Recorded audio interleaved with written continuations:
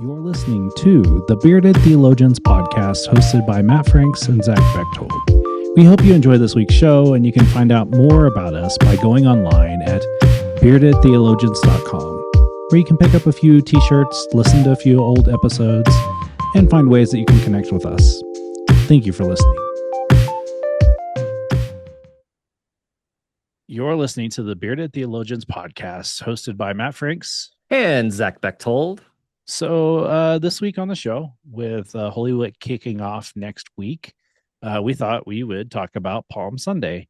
So Zach, when you think about Palm Sunday, what comes to mind for you? It's actually not what you told me before we were going to hit record. You said that we were going to talk about the holy season of opening day. What are we switching gears for? Well, that was the second half of the thing. We were going to transition into that. That was part two of this conversation. I see. I thought we were going to do one holy season into the next. That's fair. No, Palm Sunday. I love Palm Sunday. It's a fun story to tell every year as it kicks off this off Holy Week, and kind of for me, Palm Sunday wraps up everything from there going back to Ash Wednesday, and kind of encapsulates the whole reason why we do Lent and leans into the fullness of Holy Week. And I know a lot of folks make choices during Holy Week to do Palm. What do we call it? Palm Sunday and Palm Passion Sunday. Yeah, sorry, Palm Passion Sunday, which that's fine. Whatever. I love to do all of the services because I'm a crazy person, but each one of them has just something that hits a little different in the story for me.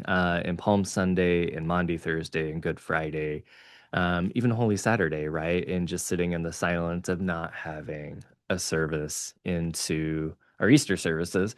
But I don't think you can do any of that without Palm Sunday, and because it really sets the tone. And what I found fascinating this year, I knew Palm Sunday shows up in all four Gospels, but it shows up a little bit differently in each of them. And I'm preaching out of Luke this year.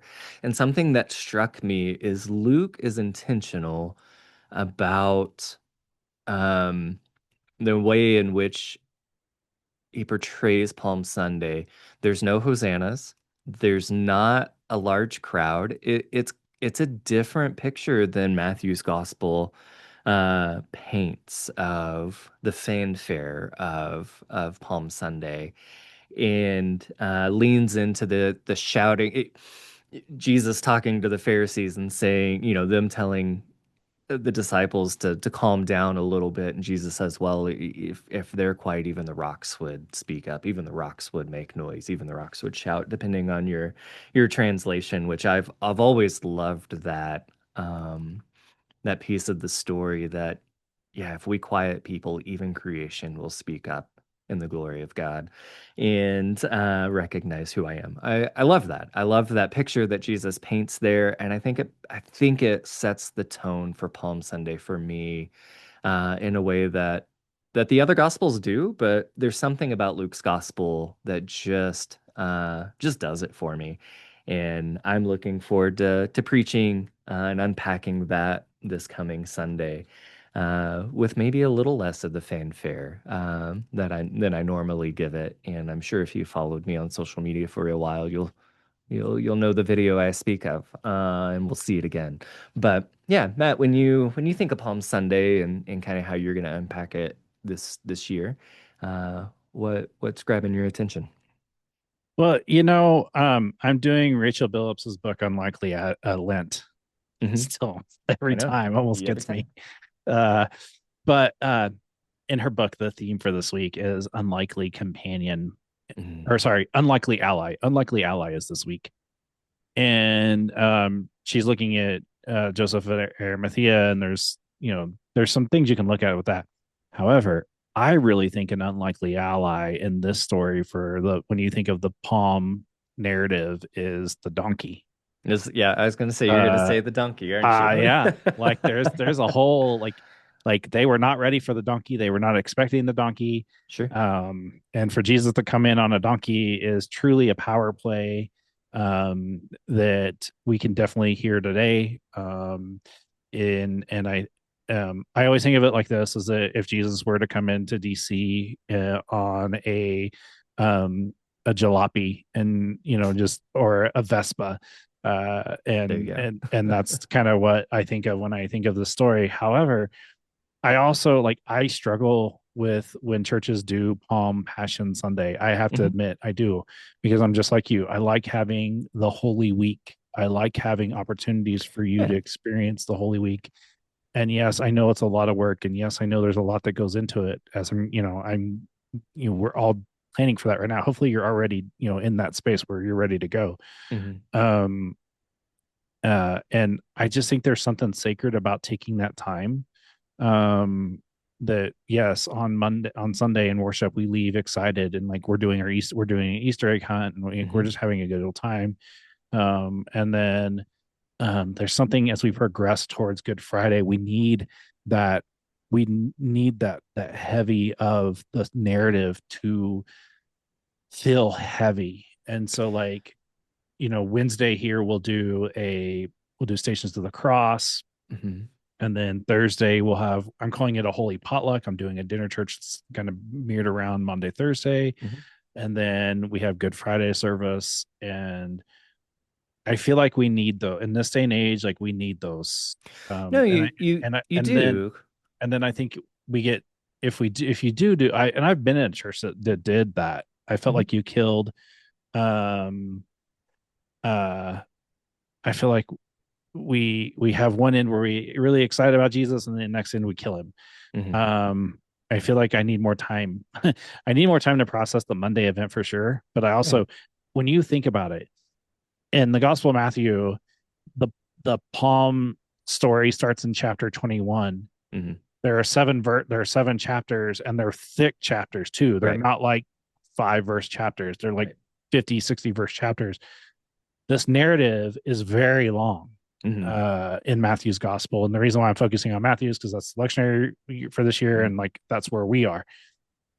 I think that we need time to process all that, because when you think of what happens from Sunday to even Thursday, there Mhm. is so much that happens in there that we need to hear, and we need to learn about, and to understand why we get to Thursday night and Mhm. Friday. Right. You have Well, to have that space. well, even looking at it on the very basics of what we believe about Jesus and humanity and divinity, y if we're going to talk about resurrection, we have to talk about the fullness of life, and we have to talk about the fullness of death. We can't glaze over death to get to resurrection, right? Not for Jesus, not for us, not for anybody. And it's a bummer when you do that, right? It's a bummer when you don't give it the time and space, because well, I'm going to spend all day tomorrow talking about death and dying, and how we don't talk about it, and how it's uncomfortable, and grief makes us feel weird as people, and we're not very good at handling it in today's day and age. And so we look at services like that, and choose to skip over them, choose to miss them, choose to do something different, because we don't want to sit with the grief, we don't want to sit with the darkness and the stillness and the quiet of those services. But the idea that Sunday is coming doesn't hit near as hard without that, right? The hope of resurrection doesn't ring true without the heaviness of life and death. And it's I always look at it kind of like the Trinity. It's hard to separate them out, and when we do, it gets rough. Yeah. Well, and And I go also ahead. think, like, when you're like, if you're doing the Matthew reading this week, like, it ends, when Jesus entered Jerusalem, the whole city was in turmoil, asking, "Who is this?" And the Mhm. crowds were saying, "This is the prophet Jesus from Nazareth in Galilee." What a great fade out moment to then Mhm. talk about that in your sermon, and then be like, for the rest of the story, we'd like for you to come to, Yeah. these events. It's really the only week in the entire church year that we get to tell the story kind of chronologically, within a week, right? And not a Sunday at a time, right? Uh, it's truly the only season that we have built in that has multiple services intentionally during the week to get us to Sunday because the story matters, the buildup matters, the fullness of life, death, and resurrection matters, and makes it makes walking to the tomb on Sunday morning, however we do that, that much sweeter, right? That much more celebratory, that much more hopeful, knowing uh, we're not just coming to church for another Easter service, but we're coming to church to experience resurrection, to experience the community that that brings, to experience the hope that that gives us. Um, and I don't know. I'm not saying you're a bad person or a bad Christian or anything if you don't go to a Good Friday service. I don't really care. But I think for us as clergy, not to offer it is important, right? Like that matters. Yeah. I think that you're not a horrible church if you do Palm Passion Sunday. More power to you. Sure, right. You're I telling the story. I don't know. It depresses me. Like I when I was in that, so I was in that church that did it before I became a pastor, Hmm. and so I did it and I went Hmm. through it, and Sure. it was good. How we I definitely felt like when I needed it, I needed all the services. And I remember talking to the pastor about that, like, why do you do it this way? And he's like, well, because I know not everybody's going to come to those services, and I want them to hear the story.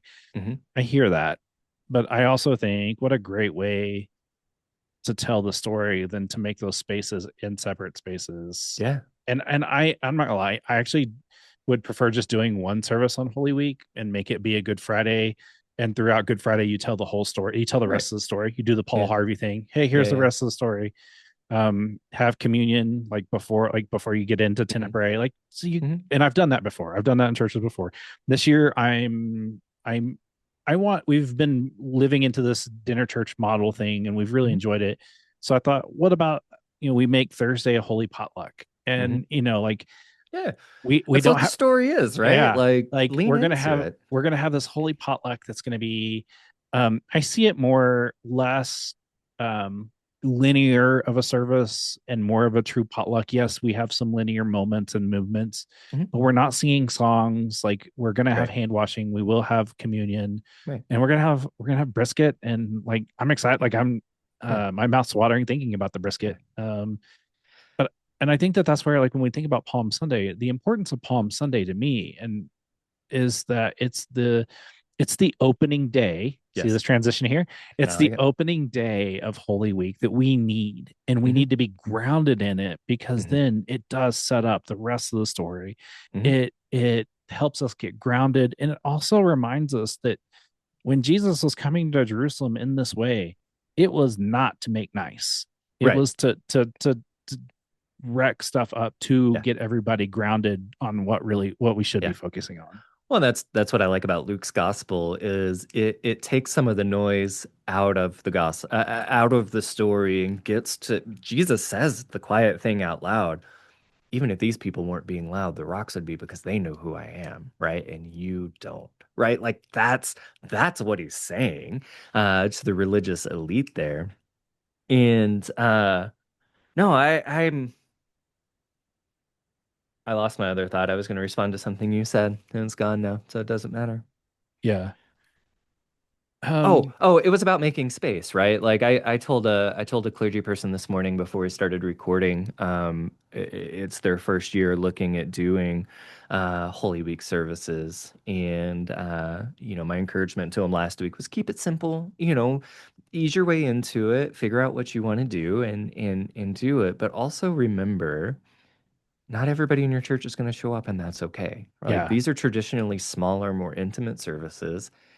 Take advantage of that, lean into that more because that's what these do. And that's okay. And it reminded me in the same breath of it's not about how many people show up to the service. It's about who shows up to the service and me showing up my best self as a pastor to lead them through meaningful moments that lead to Easter. And it's a reminder for every Sunday or every time we gather, but especially during this Holy Week. Blue Christmas is another one of those services that I don't count people. I don't. It's not about how many. It's about who. Yeah. And I know those are going to be smaller, more intimate services, but they matter. Well, but I also think that it's not about having, like, I think sometimes we get so caught up in numbers that those people that are coming to those extra services or social service really want to hear the story. They want to immerse themselves. Mm-hmm. Like they're wanting to Mm-hmm. really grow deeper in their faith. Yeah. And I think that we need those spaces for those people because they're not going to get that in one setting. Right. Like I know the Palm Passion Sunday is more geared towards people who aren't going to come to those services, and that's great. But I really do love the idea of um that whole um fullness of the story. And so Yeah. you have Palm Sunday and the Stations of the Cross thing for me has been recent as the last several, actually about probably 7 years, I'm because doing it for the first time this year. I've really enjoyed having that be an element where it's Mm-hmm. literally all I do is set up the Mm-hmm. stuff. This year, my wife and one of our church members is going to set that up this year because I'm not going to be there to set it up. Mm-hmm. And it's really just set up. There's nothing other than just making sure it's set up, ready to go, and Mm-hmm. it's ready to go now. Mm-hmm. Thursday really is very laid back. I mean, my musicians are literally. I told them, hey guys, just be a jazz band, and you're going to play just kind of jazzy. Right. You're Yeah. going to jam, Yeah. and that's it. We're not going to no real music, but just jam. And then Good Friday is like we definitely pour a lot of energy into Good Friday, but I think Mm-hmm. it's necessary. Like I have to. Like I Mm-hmm. have to. Mm-hmm. And then Easter is Easter, and I think when we take those things seriously, we find ourselves in a healthier situation of telling the story better, but also for those people who are looking for a deeper connection, it provides a deeper connection that a one-off really can't. Right. Yeah. No, and it's just again this whole week as the intentionality to tell the story, and a story that we tell every year, and tell it in different ways, but tell the same story. And I I don't know, let's just lean in the opportunity to do that well, to do that faithfully and have fun with it, right? Because Yeah. it is heavy. And we can have fun and heavy moments and it still be sacred and special. And if we just phone it in or don't do it, I think we miss an opportunity to bring somebody in that otherwise might not have had the opportunity. Yeah. Well, and I definitely think it is the opening day of Holy Week for that. Hmm. And what a great way. If you're a baseball fan, this is opening weekend. And so what a great way to have opening weekend and opening time of Holy Week. And so I definitely think um I think it's a good thing. And um I am looking forward to this week, as I'm sure you are. Yeah. And so with that in mind, Zach, when as we do every week, where have you seen God at work in your life? Yeah. Uh, I had a moment yesterday in one of the groups. One Thursday a month, like all my peopling happens all at once. I have a couple of small groups and that happen on a particular Thursday, I guess the last Thursday of the month, and then a couple of other things that happen regularly. So it's a run and gun day. And in a caregiver small group that I had yesterday, which is always I love that group and uh it's a hard group. Like we're dealing with caregivers and people who are caring for their loved ones who are tired and frustrated and hopeful and all the things. And one of our folks in that room yesterday uh just held some really important space for everybody that was in the room and held some really heavy moments and held some just beautiful sacred space showing up for everybody in the room along with herself. And it's not what that room's designed for. It's designed for me to show up, but it was a it allowed me a moment to take a deep, deep breath and allowed that moment for everybody that was in the room several times. And it was one of those moments where when we started this group a few months ago, I was like, yeah, we're gonna do the thing. This was the thing. And to see that come together, to be natural, to not be forced, to truly just be led by the Spirit, pretty dang cool, and healing and refreshing and restful. I was very grateful for those moments yesterday, and just watching and noticing the Spirit move in my life and throughout the room. So that was a good day, amongst some heavy stuff when we talk about heavy things. Matthew, what about you? I don't know.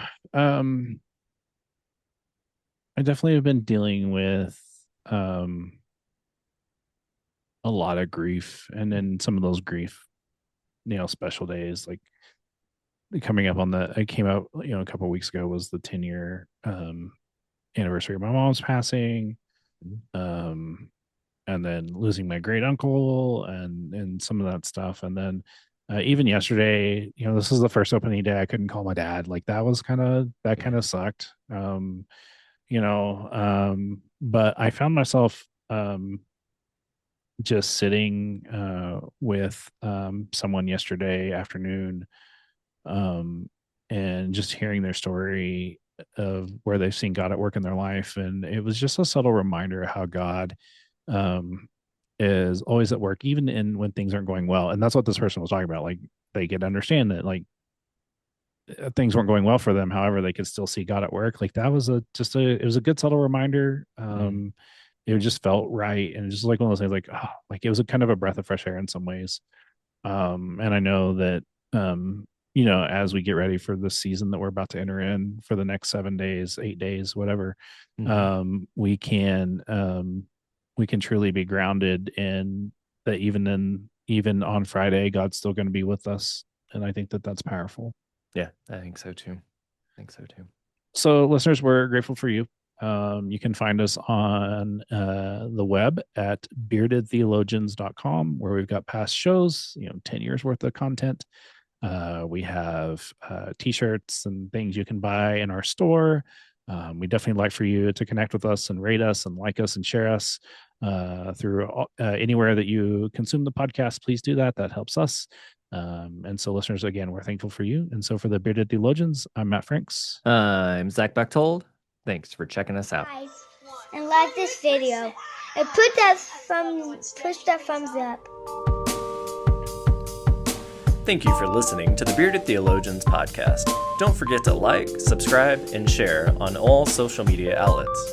You can check out old episodes and more information at beardedtheologians.com. Thanks for checking us out.